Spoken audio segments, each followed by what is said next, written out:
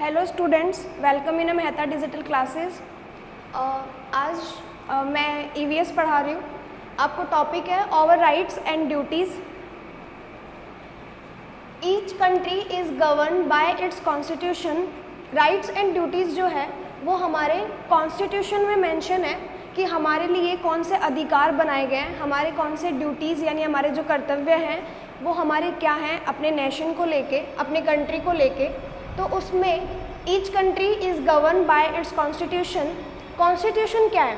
Constitution जिसे हम अपना संविधान कहते हैं।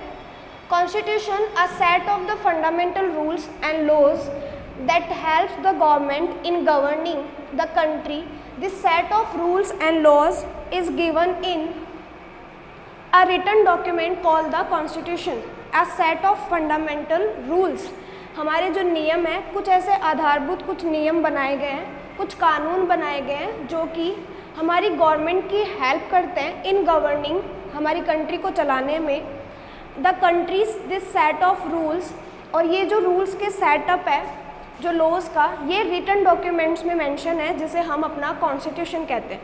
तो कॉन्स्टिट्यूशन क्या हुआ? जिसके बेस पर हम अपनी गवर्नमेंट चलाते हैं, और हम नहीं चलाते, जिन लोगों को हम खुद चूज़ करते हैं एज अ रिप्रेजेंटेटिव, जिन लोगों को हम गवर्नमेंट में भेजते हैं, वो लोग हमारी कंट्री को गवर्न करते हैं on the basis of constitution.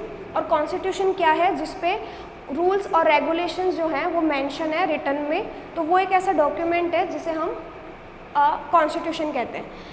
Our constitution is the largest written constitution of the world. वो इसलिए है क्योंकि बहुत सारी कंट्रीज़ में रूल्स और रेगुलेशंस की कोई लिस्ट नहीं बनाई गई, उसमें ये मेंशन नहीं है। वहाँ पर ऑरली काम होता है, यानी अगर हेड ऑफ द गवर्नमेंट किसी भी काम के लिए कोई भी रूल्स रेगुलेशन अगर अनाउंस कर दे तो वो रूल बन जाता है और उसे फॉलो करना होता है। But on the basis India में एक कॉन्स्टिट्यूशन है जो कि एक डॉक्यूमेंट है रिटन में, तो वो लार्जेस्ट रिटन कॉन्स्टिट्यूशन है हमारा वर्ल्ड में।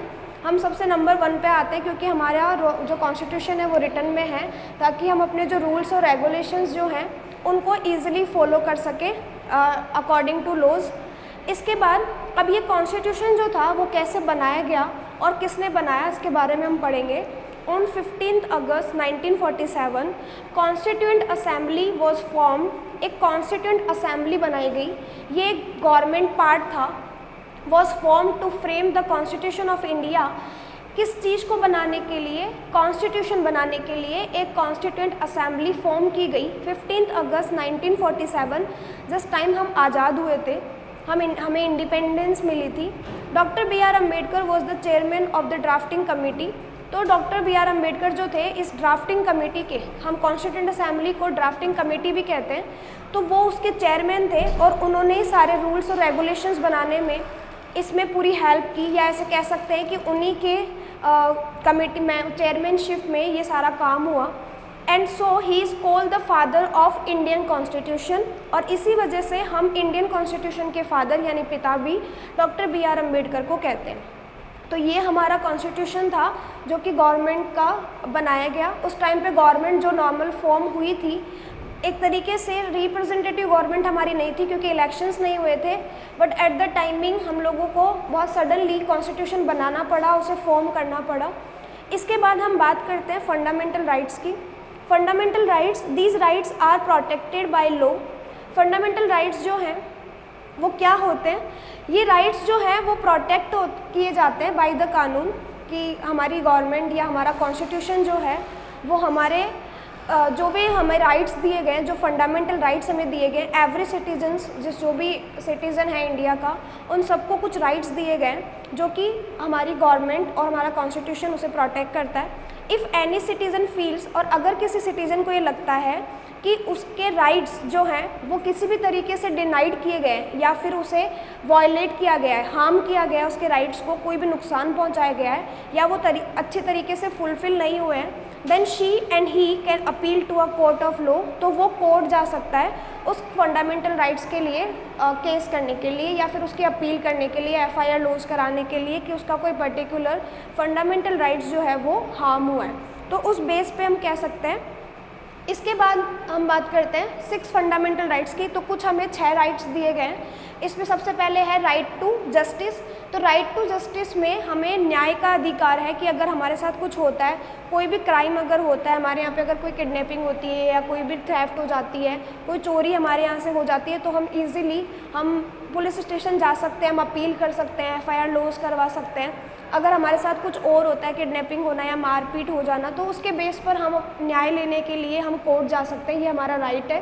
Second right is right to follow any religion. हम किसी भी धर्म को फॉलो कर सकते हैं, चाहे वो कोई भी धर्म हो, हिंदुज़्म हो, इस्लामिक हो, क्रिश्चियन हो या कुछ भी, हमें उसके लिए कोई रोक नहीं सकता, क्योंकि ये हमारा राइट है। Third is right to freedom of speech and expression. हम जो भी गवर्नमेंट अगर कोई नया लॉ पास करती है या कोई नई स्ट्रैटेजी बनाती है या कुछ भी, अगर हमें उसके प्रति कुछ ऐसा लगता है कि वो सही नहीं है और सोसाइटी को हार्म कर रहा है, तो उसमें हम अपना स्पीच दे सकते हैं, हम ऑर्गेनाइज कर सकते हैं पीसफुली। हम कोई भी सोसाइटी में टीम बनाकर हम उसमें स्पीच दे सकते हैं, अपनी बात रख सकते हैं, एक्सप्रेस कर सकते हैं कि वो हमें सही लग रहे हैं या नहीं।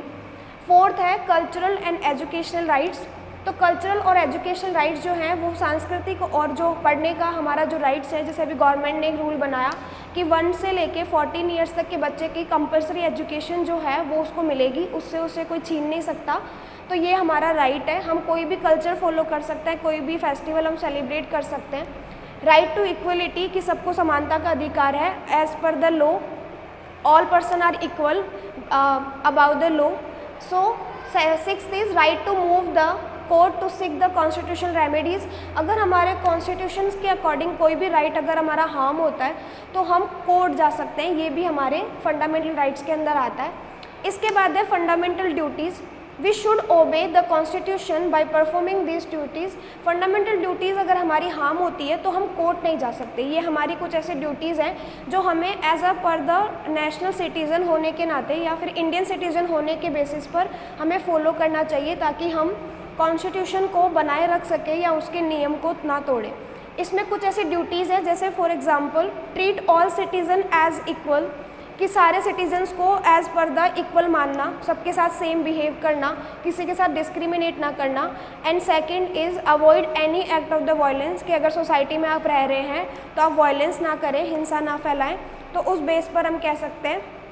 इसके बाद तो ये सारे आपके थे फंडामेंटल ड्यूटीज़। तो कॉन्स्टिट्यूशन जो है वो हमें बहुत सारे राइट्स और ड्यूटीज़ देता है। इसमें आपके directive principle of state policies भी हैं जो कि आप लोगों को दिए गए हैं। तो इसमें कुछ ऐसी चीज़ें होती हैं जो आप लोगों, अगर आपके ये राइट्स और ड्यूटीज़ अगर हार्म होते हैं तो राइट के बेस पे तो हम कोर्ट जा सकते हैं, लेकिन अगर ड्यूटीज़ हमारी हार्म होती है तो हम कोर्ट नहीं जा सकते। जैसे आप अपने नेशनल फ्लैग का आपको रिस्पेक्ट करनी चाहिए, जब वो होता है तो आपको स्टैंड अप करना चाहिए।